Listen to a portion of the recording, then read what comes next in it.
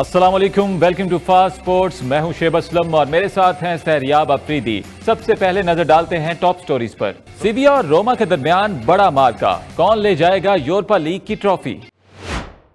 Premiere league का इख्तिताम, बेहतरीन खिलाड़ियों को अवार्ड्स मिल गए। रियल मैड्रिड के सुपरस्टार करीम बेंजेमा को किसने की बड़ी पेशकश। क्या होगा मेसी का मुस्तकबिल, बार्सिलोना जाएंगे या कहीं और। Welcome back. और अब बात करेंगे यूरोपा लीग के फाइनल पे, जिसमें सीविया और रोमा ने जो है वो रसाई हासिल की है। अफरीदी, आपको क्या लगता है सीविया जीत पाएगी? एक्चुअली सेविया यूरोपा लीग की हिस्ट्री की सबसे सक्सेसफुल क्लब है।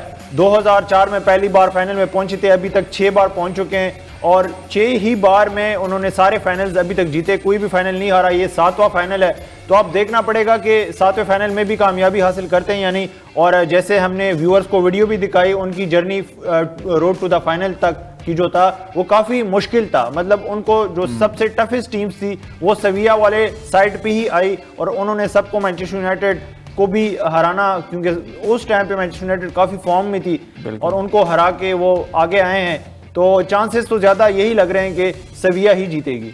अफरीदी, आपको क्या लगता है कि रोमा के चांसेस ज़्यादा हैं या सीविया का पलड़ा भारी है?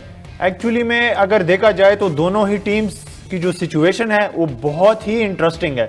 अब जैसे मैंने बताया व्यूअर्स के, रोमा सेविया जो है 6 बार पहुंच चुकी है और 6 ही बार उन्होंने टाइटल जीता है। 7वां फाइनल है इनका। और अगर दूसरी तरफ रोमा की बात की जाए तो पिछले सीजन इन्होंने यूएफए कॉन्फ्रेंस लीग जीती थी जोसे मोरिन्यो के अंडर।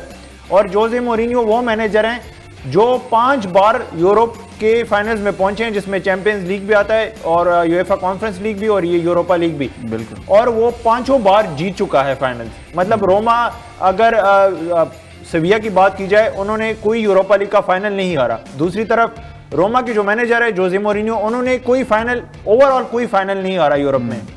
तो अब 2 चीजें, इसमें से एक रिकॉर्ड तो टूटना पड़ेगा। मतलब या तो सेविया हारेगी या रोमा हारेगी, और एक रिकॉर्ड जोसे मोरिन्यो का जो परफेक्ट रिकॉर्ड है वो भी अभी तक इंटैक्ट है और सेविया का भी अभी तक इंटैक्ट है। तो देखते हैं कि कौन सा रिकॉर्ड टूटता है तो बहुत ही इंटरेस्टिंग। बिल्कुल। जैसे अगर यूरोपा लीग की बात की जाए तो सेविया काफी डोमिनेंट है, दूसरी तरफ जोसे मोरिन्यो की बात की जाए तो वो यूरोप में काफी डोमिनेंट है। तो अब देखना पड़ेगा। लेकिन अब इन प्लेयर्स पे जो स्टैट्स हैं उन पे एक नज़र डालते हैं। तो इनके स्टैट्स की बात की जाए तो अन-नसीरी के जो गोल्स हैं वो 4 हैं। और पेलेग्रिनी की बात की जाए तो उन्होंने 4 गोल्स किए हैं, उनके भी यानी दोनों के बराबर गोल्स हैं। असिस्ट की बात की जाए तो असिस्ट जो है पेलेग्रिनी के 4 हैं। और प्लेयर ऑफ द मैच जो है वो पेलेग्रिनी जो है वो 2 दफ़ा बन चुके हैं और अन-नसीरी जो है वो 1 दफ़ा प्लेयर ऑफ द मैच बन चुके हैं। और 8 दफ़ा जो है अन-नसीरी ने मैच खेले हैं और पेलेग्रिनी ने 13 दफ़ा जो है वो मैच खेले हैं। जी अफरीदी, अब फाइनल में कौन बाजी मारेगा? आपको क्या लगता है इन दोनों प्लेयर्स में से कौन जो है वो बाजी मार सकता है? जी, काफ़ी दोनों बहुत ही अच्छे प्लेयर्स हैं, दोनों डिफरेंट पोजीशंस पे खेलते हैं। एक प्योर स्ट्राइकर है नसीरी और लेकिन लोरेंजो पेलेग्रिनी जो इस सीज़न इवॉल्व हुए हैं अंडर जोसे मोरिन्यो और जिस तरह खेल रहे हैं वो काफ़ी दाद देने के काबिल है उनकी परफॉर्मेंसेज इस सीज़न की। अब देखना पड़ेगा कि जो भी टीम अच्छा खेलेगी तो इन दोनों प्लेयर्स का बहुत अहम किरदार होना है। दोनों का रिकॉर्ड टूटना है, किसी एक टीम का रिकॉर्ड टूटेगा। और अगर बात की जाए तो गोल्स के जैसे इन टीम्स की जो रिकॉर्ड्स है, जैसे जोसे मोरिन्यो फाइनल नहीं हारे, यूरोपा लीग सेविया नहीं हारी, तो दोनों के गोल्स भी प्लेयर्स की भी एक तरह से इक्वली हैं, टक्कर इक्वल का होगा।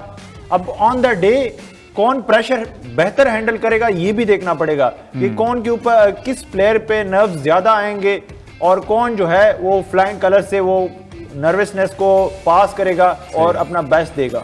जी अफरीदी ने बहुत ही ज़बरदस्त वे में दोनों प्लेयर्स की डिटेल बताई हैं और कंपैरिजन भी बहुत अच्छे तरीके से किया है और दोनों प्लेयर्स के बारे में काफ़ी मालूमात जो है वो हमें मिल चुकी है। और यहाँ पर लेंगे एक short break. Welcome back viewers. जैसा कि आपको पता है कि प्रीमियर लीग का जो है वो इख्तिताम हो चुका है और मोस्टली जो अवार्ड्स हैं उन पे मैनचेस्टर सिटी ने जो है वो क्लीन स्वीप कर दिया है। और प्लेयर ऑफ द सीज़न की बात की जाए तो अर्लिंग हालैंड जो हैं उनकी बहुत ही बेहतरीन परफॉर्मेंस रही है। जी, तो अर्लिंग हालैंड की आपने वीडियो देखी है, बहुत ही ज़बरदस्त परफॉर्मेंस रही है। अफरीदी, आपको क्या लगता है कि अगले सीज़न में अर्लिंग हालैंड जो है वो ऐसे परफॉर्म कर सकेंगे? जी बिल्कुल, बहुत ही वर्ल्ड क्लास प्लेयर हैं और अभी तो शुरुआत है, सिर्फ 22 साल के हैं। और अगर हम आपको स्क्रीन पे स्टैट्स भी दिखा दें तो इन्होंने इस सीज़न में रिकॉर्ड तोड़ा है गोल स्कोरिंग प्रीमियर लीग का। 34 रिकॉर्ड था और 36 गोल्स इन्होंने ओवरऑल स्कोर किए हैं, जो कि मतलब बहुत मैसिव अमाउंट है। हालांकि अगर देखा जाए जो इससे पहले रिकॉर्ड था वो 42 गेम 42 गेम्स सीजन में किया हुआ था, तब प्रीमियर लीग में 22 टीमें हुआ करती थी, अब 20 होती हैं, 38 गेम्स होती हैं। चैंपियंस लीग में भी वो 12 गोल्स कर चुके हैं और अभी फाइनल चैंपियंस लीग का रहता है। तो यंग प्लेयर, अब ये वाहिद प्लेयर हैं अर्लिंग हालैंड कि उन्होंने young player of the year भी जीता है क्योंकि 22 साल के हैं, प्लेयर ऑफ द सीजन भी जीता है और गोल्डन बूट भी जीता है। और 2013 के बाद ये पहले प्लेयर बन गए हैं रॉबिन वैन पर्सी के बाद कि इन्होंने गोल्डन बूट और प्लेयर ऑफ द सीजन दोनों एक ही साल में जीता है। तो ऑलमोस्ट जितने भी अवार्ड्स थे वो अर्लिंग हालैंड के हिस्से में ही आए हैं। जी बिल्कुल, मैनेजर ऑफ द सीजन भी जो है वो मैनचेस्टर सिटी के नाम रहा है। मैनचेस्टर सिटी के मैनेजर पेप गार्डियोला को भी मैनेजर ऑफ द सीजन का अवार्ड जो है वो मिला है। जी अफरीदी, मैनचेस्टर सिटी जो है वो उसने प्रीमियर लीग में तो बहुत अच्छी परफॉर्मेंस दी है और काफ़ी अवार्ड्स भी अपने नाम किए हैं। क्या ये चैंपियंस लीग भी अपने नाम कर पाएगी? जी बिल्कुल, सारे अवार्ड्स पे ऑलमोस्ट क्लीन स्वीप किया है प्रीमियर लीग की। और एफए कप का फाइनल अभी सैटरडे को मैनचेस्टर यूनाइटेड के खिलाफ होना है, उसमें भी इनका पलड़ा काफ़ी भारी है। तो और फिर आखिर में जो सबसे इम्पोर्टेंट ट्रॉफी है इस सीज़न की और पेप गार्डियोला की, पेप गार्डियोला जो मैनेजर ऑफ द सीज़न भी बने हैं, मुसलसल जो है वो टाइटल्स जितवा रहे हैं प्रीमियर लीग के मैनचेस्टर सिटी को। लेकिन जो सबसे इम्पोर्टेंट ट्रॉफी है जिसके लिए उन्होंने ये जॉब ली थी और इससे पहले भी वो बार्सिलोना जो गोल्डन एरा था उसमें तो इन्होंने मैनेज किया था और चैंपियंस लीग जीत पाए थे। फिर बायर्न म्यूनिख गए और बायर्न म्यूनिख भी क्योंकि वो बुंडेसलीगा तो मुसलसल जीत रहे थे, उनको जो ट्रॉफी चाहिए थी वो चैंपियंस लीग की थी, वो बायर्न म्यूनिख में तो डिलीवर नहीं कर पाए। मैनचेस्टर सिटी में भी अभी तक 5-6 सीजन 7 सीजन में वो ट्रॉफी अभी तक एवेट कर रही है और ये दूसरी बार 2021 में भी फाइनल में पहुंचे थे, चेल्सी से हार गए थे व्यूअर्स, और अभी फिर से फाइनल में पहुंचे हैं और अभी इंटर मिलान के साथ इनका फाइनल होना है। और इवन जैसे हमने बार बार व्यूअर्स आपको दिखाया भी है कि पेप गार्डियोला ने खुद एडमिट किया है कि उनका सक्सेस और फेलियर मैनचेस्टर सिटी में इस चीज़ से गेज किया जाएगा कि वो चैंपियंस लीग जीते या नहीं। अगर वो चैंपियंस लीग जीत जाते हैं तो वो एक सक्सेसफुल मैनेजर कहलाएंगे मैनचेस्टर सिटी के, अगर नहीं जीते तो उनकी नज़र में एटलीस्ट वो सक्सेसफुल मैनेजर नहीं होंगे। तो अब देखना पड़ेगा क्योंकि इंटर मिलान 2010 में लास्ट टाइम फाइनल में पहुंची थी और वो तब जीत गई थी और उस सफ़र में भी जो सेमीफाइनल हुआ था इंटर मिलान का वो पेप गार्डियोला की बार्सिलोना से हुआ था और तब उन्होंने शिकस्त दी थी उसको। अब देखते हैं कि दोबारा से इंटर मिलान इनकी राह में रुकावट बनती है या बिल आखिर फाइनली बार्सिलोना के बाद ये एक दूसरा क्लब मैनेज कर पाते हैं चैंपियंस लीग जितवाने के लिए।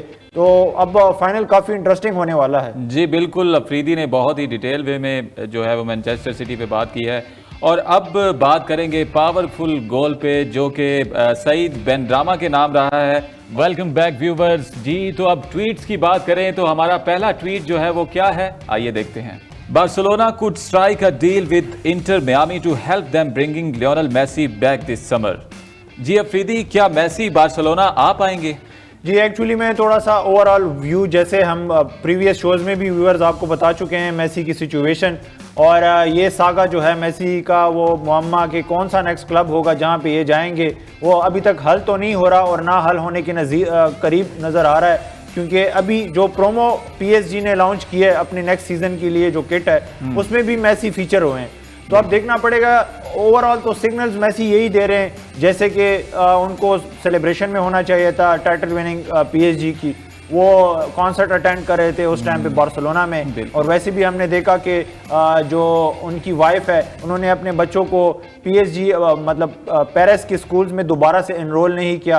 और इंटर मियामी से भी उनके जो कनेक्शंस थे, वो डेविड बेकम की जो टीम है वहाँ पे, क्योंकि मियामी में उनके बिजनेसेस भी है और फैमिली भी उनकी मोस्टली उधर सेटल है, तो वहाँ भी काफ़ी स्ट्रॉन्ग सोर्सेज थे। दूसरी तरफ हमने बताया कि अल हिलाल ने पहले 400 मिलियन की ऑफर की, फिर उन्होंने जब देखा कि बार्सिलोना काफ़ी हैविली लॉबी कर रहा है मेसी को वापस लाने में और शायद कामयाब भी हो जाए, और मेसी की अपनी भी ख्वाहिश है कि वो बार्सिलोना चला जाए, लेकिन मेसी को कुछ गारंटीज चाहिए जो अभी तक जो खबरों के अनुसार वो अभी तक वो गारंटीज लापोर्टा जो कि बार्सिलोना के प्रेसिडेंट है वो उन्होंने नहीं दी। तो सिचुएशन करंटली पर ये स्टैंड करती है कि अल हिलाल ने अपनी जो ऑफर है वो ऑलमोस्ट $550 मिलियन तक कर दिया, मतलब 150 मिलियन और बढ़ा दी। और मेसी के लिए इतनी बड़ी ऑफर रिजेक्ट करना भी एक इंसान के लिए काफी मुश्किल हो जाता है। हालांकि मेसी को पैसों की तो जरूरत नहीं है, लेकिन फिर भी उनका कैरियर का एंड है, तो वो जितना मैक्सिमम ले सकते हैं अपने इस पॉइंट ऑफ कैरियर में, तो वो कोशिश करेंगे कि वो लें। दूसरी तरफ उनका बॉयहुड क्लब है बार्सिलोना, और वो कोशिश भी कर रहा है। जावी का भी इंटरव्यू आया है कि उन्होंने लापोर्टा को स्ट्रेट अवे कहा है कि उनको मेसी चाहिए ही चाहिए।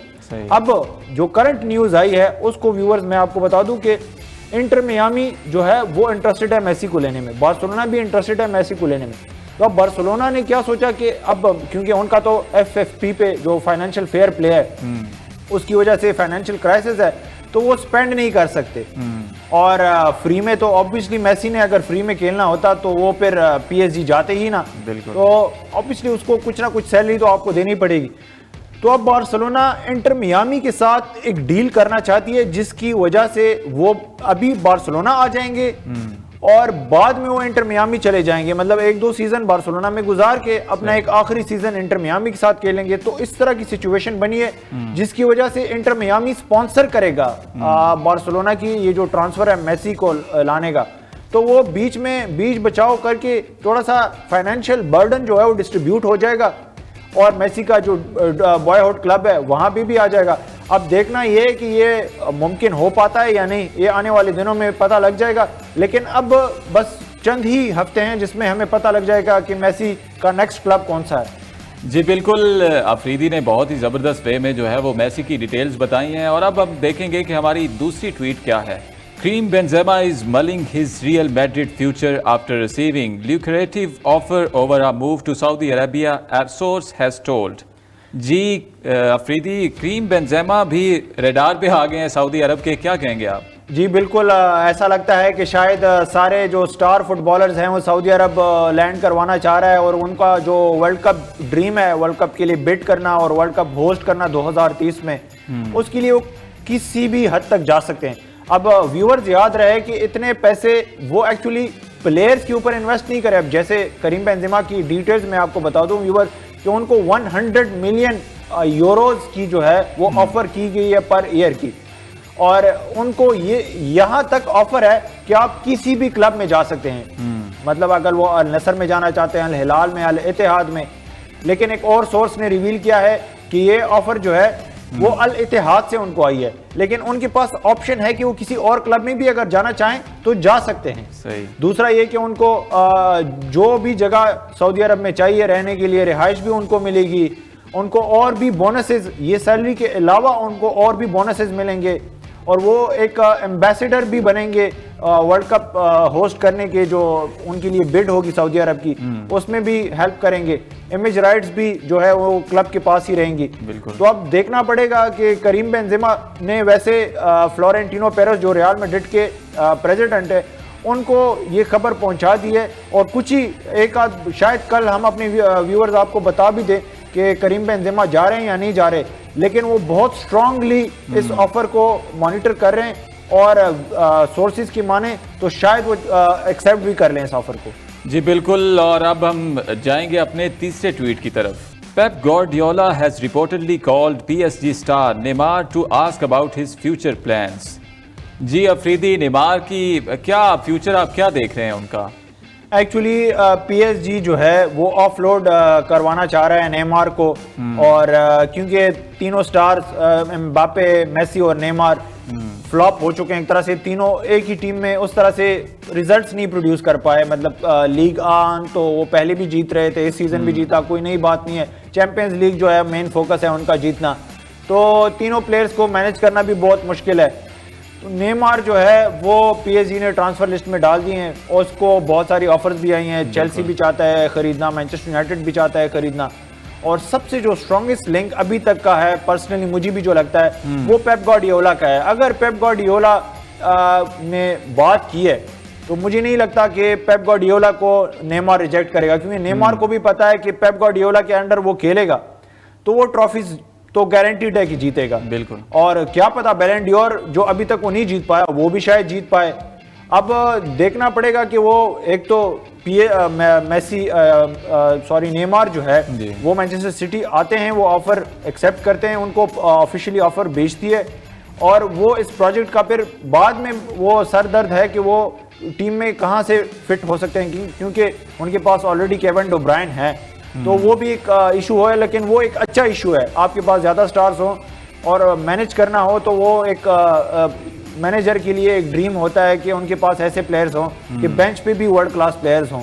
तो अब देखना पड़ेगा कि वो किस क्लब में जाते हैं, लेकिन याद रहे कि प्रीमियर लीग में जाना बहुत स्ट्रांग लिंक्स हैं, क्योंकि न्यूकासल भी अब बहुत ज़्यादा स्पेंड कर रहा है। अब देखना पड़ेगा कि कौन से क्लब में जाता है, वो तो टाइम ही बताएगा। तो क्या ये नेमार की बेहतरी में पेप गार्डियोला का जो है वो किरदार हो सकता है आगे, जो उसके फ्यूचर के प्लान जो उन्होंने पूछे उनसे? जी बिल्कुल, ऑब्वियसली वो दुनिया के सबसे टॉप अगर अभी मैनेजर्स की बात की जाए तो पेप गार्डियोला सरे फहरिस्त नामों में से होंगे उनके। और कोई भी प्लेयर चाहता है कि पेप गार्डियोला के अंडर खेला जाए। और मैनचेस्टर सिटी अभी अब यूएफए चैंपियंस लीग के फाइनल में भी पहुंच चुकी है और यूरोप की अगर एलीट क्लब है अभी, बिल्कुल 3 नाम अगर टॉप में आएंगे तो उसमें मैनचेस्टर सिटी का नाम लाजमी आएगा। और इस सीजन तो शायद वो नंबर 1 पे भी हैं, अगर ट्रेबल जीतने के भी करीब हैं, एफए कप और चैंपियंस लीग अगर जीत जाते हैं तो 3 ट्रॉफीज इकट्ठे एक साल में जीत जाएंगे। जी बिल्कुल। और अब हम चलते हैं अपने लास्ट ट्वीट की तरफ। Joao Felix is heading back to Atletico Madrid after scoring 4 goals for Chelsea.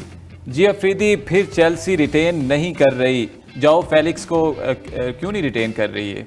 Actually में काफ़ी डिसअपॉइंटिंग सीजन रहा है जोआओ फेलिक्स का, और लोन पे लिया था एटलेटिको मैड्रिड ने। ऑल्दो उनका जो लोन चेल्सी को पड़ा है बहुत एक्सपेंसिव है, और कहा जा रहा है रिपोर्ट्स और पंडित्स का माना जाए, और इवन पर्सनली भी मुझे लगता है कि one of the most expensive loans in football history अगर कहा जाए तो गलत नहीं होगा। 1 मिलियन पर सीजन उनको, एक तरह से 1 मिलियन पर मैच उनको ये इनकी जो है जोआओ फेलिक्स को चेल्सी पढ़ रहा था। और उसके अलावा परफॉर्मेंसेस भी काफ़ी डिसअपॉइंटिंग थी। तो और अभी पोचेटिनो ने मतलब जॉब को एक्सेप्ट कर लिया है और वो चेल्सी के मैनेजर बन गए, और उन्होंने चेल्सी को अपने प्रोजेक्ट का बताया है कि उनको कौन से प्लेयर्स चाहिए और कौन से उनको नहीं चाहिए। तो उन्होंने क्लियर कट बता दिया है मैनेजमेंट को कि जोआओ फेलिक्स जो है उनकी प्रोजेक्ट का हिस्सा नहीं है, तो आप उनको ना रिटेन करें और ना परमानेंट उनको खरीदें, उनको वापस भेज दें एटलेटिको मैड्रिड। और उसमें एक और भी जो स्टार हैं ज़करिया, वो भी यूवेंटस वापस चले जाएंगे। तो बहुत सारे ऐसे प्लेयर्स हैं जो ऑफलोड होंगे चेल्सी से अभी। जी, तो ये थे आज के हमारे ट्वीट्स। आज के प्रोग्राम का वक्त जो है वो खत्म हुआ चाहता है। अपने होस्ट शुएब असलम और सहरियाब अफरीदी को दीजिए इजाजत। कल आपके साथ दोबारा मुलाकात होगी। देखते रहिए fast sports, home of champions.